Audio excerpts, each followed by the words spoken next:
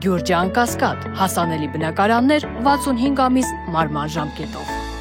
Սամվել Կարապետյանը ըստ նախնական տեղեկությունների գիշերը տեղափոխվել է 6-րդ վարչություն։ Նախքան ավտոմեքենա նստելը Սամվել Կարապետյանը վերահաստատել է, որ կանգնած է եկեղեցու կողքին։ Այնուհետև Սամվել եւ Կարեն Կարապետյաններին ավտոմեքենայով տեղափոխել են 6-րդ վարչություն։ Մի սրմանը, բայց պատրաստ է ցանկացած սցենարի։ Մենք չենք ցանկանում, որ այս պատերազմը տարածվի այլ երկրներում կամ տարածաշրջաներում, եթե այն մեզ չպարտադրվի։ Ասուլիսի ժամանակ այս մասին ասել է Մեհդի Սոփանին։ Նշենք, որ Իրանի Իսլամական Հանրապետության համար տարածաշրջանում կարմիր գծեր է համարվում նաև այսպես կոչված Զանգեզուրի միջանցքի բացումը։ Հայաստանը շարունակում է տատանվել ԵԱՏՄ, թե Եվրամիություն, համենայն դեպս պաշտոնական Երևանի հայտարարությունները ոչ միանշանակ են։ Պրահայում Գլոբսե 2025 ֆորումի շրջանակներում կազմակերպված պանելային քննարկմանը օրերս Փաշինյանը հայտարարել էր, որ Հայաստանը չի կարող միաժամանակ լինել եւ Եվրոպական եւ Եվրասիական տնտեսական միությունում, բայց կարող է շարունակել ժողովրդավարական բարեփոխումները Եվրամիության չափանիշներին հնարավորինս համապատասխանելու համար։ Նա չէր բացառել, որ ապագայում որոշում կընդունվի։ Նախքան Փաշինյանի այս հայտարարությունը Երևանում Ռուսաստանի արտգործնախարարի հետ համատեղ ասուլիսում Հայաստանի արտգործնախարարը կարծես փակել էր առաջիկայում, այսպես ասենք, դեպի Եվրոպա գնալու մասին խոսակցությունները։ Հայաստանի Հանրապետությունը Եվրոպական միության անդամակցության հայտ չի ներկայացրել, այդ ուղղությամբ բանակցություններ չեն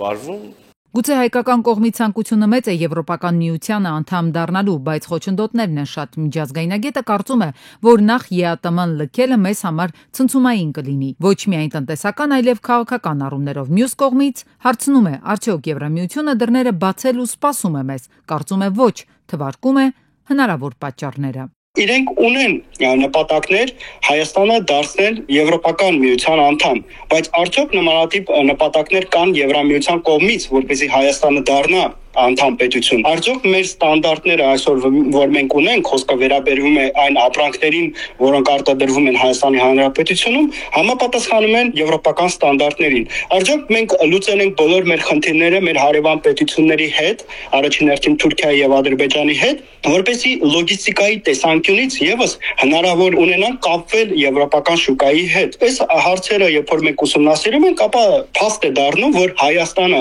այսօր Եվրոպական միության պետություն չի կարող դառնալ։ Այն, որ Հայաստանը պետք է ի վերջո կողմնորոշվի ռուսական կողմը հաճախ է կրկնում, նաև հիշեցնում ԵԱՏՄ-ից դուրս գալն ամեն դեպքում ռիսկեր է պարունակում։ Երևանի այդ քայլը Տիտանիկի տոմս գնելու հետ էր համեմատում փոխվարչապետ Օվերչուկը։ Իրապես պատրաստվում է Երևանը Տիտանիկի տոմս գնել, թե ամեն դեպքում դիվանագետների հայտարարությունների տակ հաշվարկներ կան։ Փորձագետը ասում է, աշխարհում ընդունված պրակտիկա է ընտրություններից առաջ գեներացնել, այսպես ասենք, խաղաղություն բերելու կամ օրինակ Եվրաինտեգրման ճանապարհին լինելու մասին խոսույթ, ասում է, առաջիկայում կարող ենք շատ հայտարարություններ լսել։ Նույն դիլեման օրինակ օգտագործվել է պատերազմ խաղաղությունը Վրաստանում ընտրությունների ժամանակ եւ իշխանություններին հաջողվել է այդպես մարդկանց համոզել, որ իրենք քվեարկեն իրենց կողմ, այլ ոչ թե ընդդիմադիր ուժերի կողմ, որոնք իբրև թե տանելու են պետությունը պատերազմի։ Եվրամիության խաղաթուղթն է, երկրորդն է, որը իրենք փորձում են օգտագործել։ Հայաստանի խորհրդարանը մարտին ընդունեց Եվրամիության անդամակցելու երկրի մտադրության մասին օրինագիծը։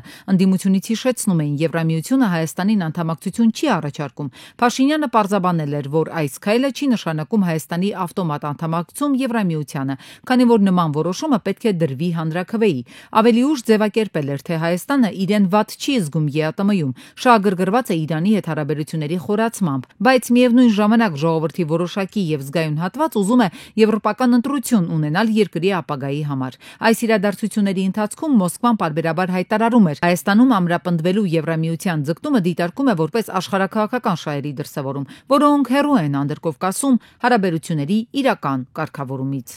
Հայաստանի Հանրապետության պաշտպանության գլխավոր քարտուղար Համլետ Բատիկյանի գլխավորած պատվիրակությունը Վիեննայում մասնակցել է Վասենարյան համաձայնագրի տեխնիկական ընդլայնված ճեպազրույցին, որը նվիրված էր ռազմական նշանակության արտադրանքի վերահսկման ու ցանկերի թարմացմանը։ Պատվիրակությունը առանձին հանդիպումներ է ունեցել Ճապոնիայի դեսպան Կայֆու Ատսուշիի Վասենարյան համաձայնագրի քարտուղարության ղեկավար Գեորգի Մոլնարի, ինչպես նաև Ամերիկայի եւ Ֆրանսիայի ներկայացուցիչների հետ։ Քննարկվել են գործակցության խորացման եւ վերահսկողական մեխանիզմների զարգացման հնարավորություններ։ Իրան-Իսրայել հակամարտությունը եւ այդ առճակատումից ածանցված երևույթները կարող են եւ բացասական եւ դրական ազդեցություն ունենալ Հայաստանի տնտեսության վրա։ Վերլուծաբանների դիտարկմամբ ամեն ինչ կախված է այն բանից, թե այդ սրացումը որքան կարող է տևել եւ մինչեւ ուր հասնել։ Երևան-Թեհրան առևտրաշրջանառության ծավալը $750 միլիոն է հասնում։ Հայաստանն Իրանից տարբեր տեսակի ապրանքներ է ներմուծում՝ վառելիք, արմատուրաներ, տրիկոտաժ, Իրանից Հայաստան է ներմուծվում նաեւ գազ, ինչը վերածվում է էլեկտրաէներգիայի եւ արտահանվում Իրան։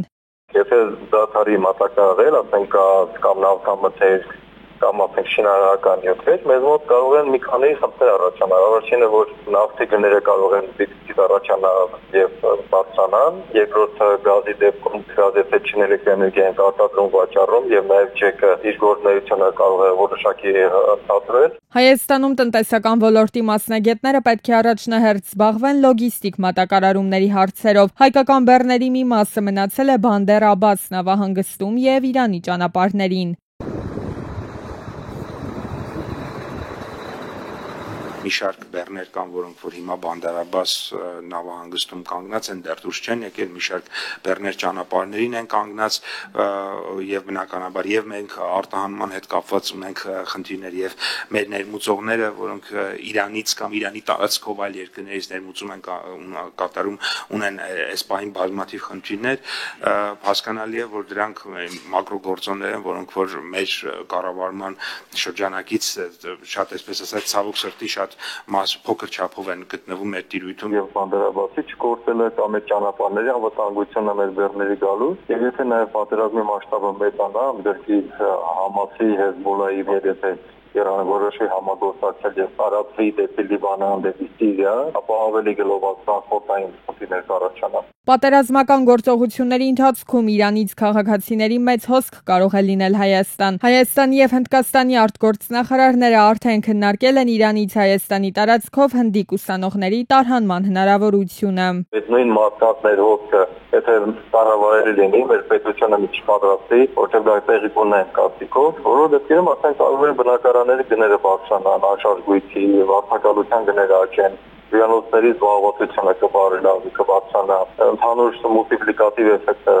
քանի որ իրենք ծախսեր են կատարելու, ապրելու են, սնունդ են օգտագործելու տրանսպորտ եւ այլ բաներ, ուրեմն բոլոր ծառայությունները ակտիվանան։ Տնտեսագետները կանխատեսում են, որ կլինեն նաեւ իրանցի գործարարներ, որոնք կնախընտրեն ներդրումներ կատարել Հայաստանում եւ հնարավոր է նրանք իրենց բիզնեսը տեղափոխեն Հայաստան։ Մեր երկրի տնտեսության եւ ֆինանսական ոլորտի պատասխանատուները Իրան-Իսրայել պատերազմական ֆոնին տնտեսական ցուցանիշներ են ներկայացնում, որ օրինակ ռիսկային սցենարի դեպքում Հայաստանում տնտեսական աճը կարող է 5.1%-ից նվազել մինչեւ 1.3%։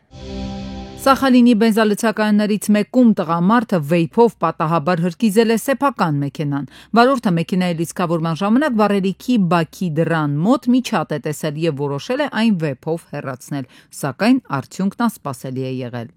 Բրեդ Փիթն իր ընկերուհու Ինես դե Ռամոյի հետ մասնակցել է Նյու Յորքում կայացած իր մասնակցությամբ F1 ֆիլմի պրեմիերային։ 61-ամյա դերասանն ու 32-ամյա դիետոլոգը Կարմիր գորգին հայտնվել են ձեռք-ձեռքի տված։ Միջոցառմանը մասնակցել է նաև ֆիլմի պրոդյուսերը։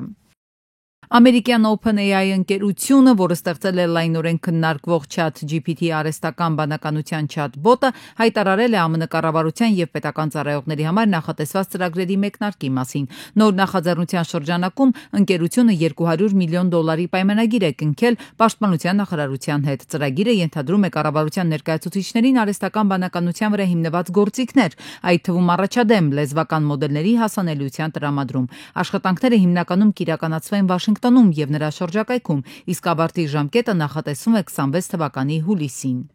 Հուսով եմ կհանդիպենք Հենրիխ Մխիթարյանը պատասխանել է տաքսու հայ վարորդին իտալական Sport Italia-ի պարբերականի լրագրողը Լոս Անջելեսում Միլանի Ինտերի կիսապաշտպան Հենրիխ Մխիթարյանին է փոխանցել տաքսու հայ վարորդի երախտիկի խոսքերը։ Շատ շնորհակալ եմ, որ դու մեր լավագույն ֆուտբոլիստն ես, ասել է վարորդը։ Ի պատասխան Հենրիխ Մխիթարյանը տեսախցիկի առաջ հայերենով արձագանքել է. Շատ շնորհակալ եմ, հուսով եմ լավ եք, մի օր կհանդիպենք, պատասխանել է Հենրիխ Մխիթարյանը։